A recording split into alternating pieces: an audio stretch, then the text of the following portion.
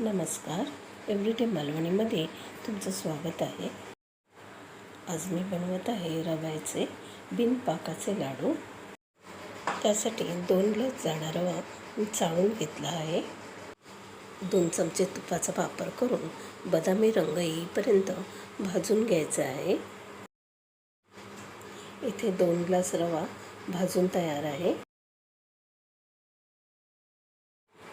एक छोटी वाटी भाजलेलं बेसन,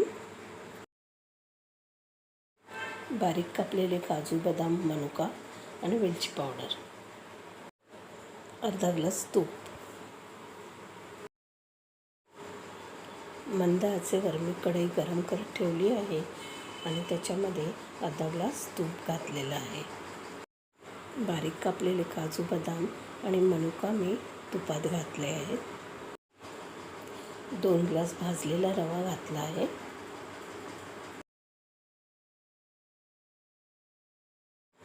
नंतर भाजलेलं बेसन घालायचं आहे. 1 ग्लास साखरेची पावडर घालायची आहे. ही साखर आपण रोज चहा बनवण्यासाठी वापरतो ती साखर आहे. चांगले मिक्स करून घ्यायचं आहे आणि 1 चमचा वेलची पावडर घालायची आहे. लाडूचं मिश्रण तयार झालं आहे.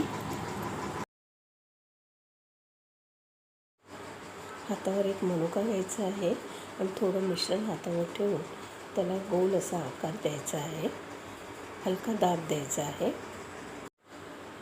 हलका दाब दिला की लाडू वळत जातो.